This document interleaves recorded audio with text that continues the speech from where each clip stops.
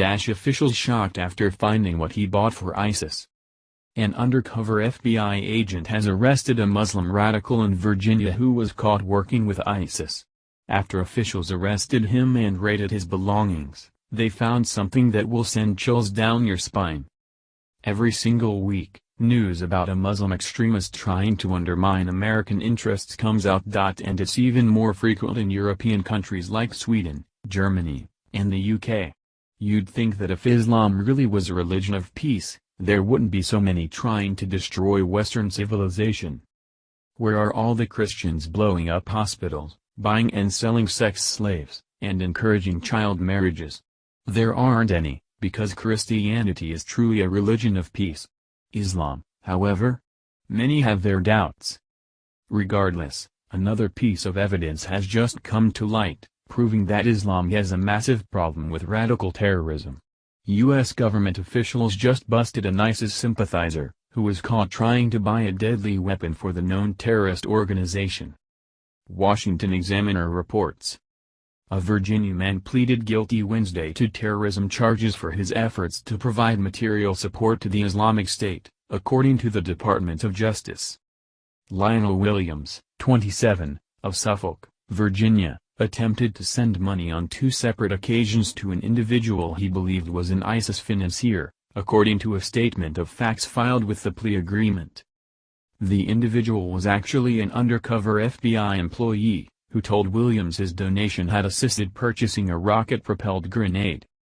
In response to this news, Williams said, "Praise be to Allah, and Allah is the greatest." Court documents reveal Williams' interest in ISIS has existed since 2014, and he purchased an AK-27 assault rifle on December 3, 2015, immediately following the San Bernardino terrorist attack. In addition to this, the man's social media accounts also show support for terrorist groups. In March of 2016, he expressed his support for ISIS by claiming that he wants them to take over the United States. He has also threatened to decapitate law enforcement officials. So for some reason, Twitter has banned Milo Yiannopoulos and other conservative writers for simply expressing their dislike of Islam, but this Muslim is allowed to support ISIS, an organization which rapes children, tortures civilians, and wants to destroy the USA, yet he's not banned? Many are calling for conservatives to start their own conservative platforms, as YouTube, Twitter, and Google have become overrun by liberal lunatics. Pamela Geller adds commentary to the Muslim's arrest. Why do mosques have so much difficulty training Muslims in the proper understanding of Islam, if jihad terror is a misunderstanding of Islam? And where are American Muslims teaching against the ideology that gave rise to it? Right now, nothing is being done to stop jihad recruiting in U.S. mosques, even as several hundred young Muslims from the U.S. have gone to wage jihad for the Islamic State. What mosque did this savage attend?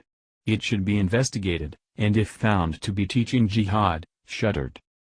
Americans are furious that the mosque which taught this man to hate the West is still standing, and are calling for it to be torn down. This would certainly be a more fitting response to Charlottesville, instead of tearing down historical monuments. Thank you for watching this video. What do you think about this? Share this on Facebook and Twitter along with your comments.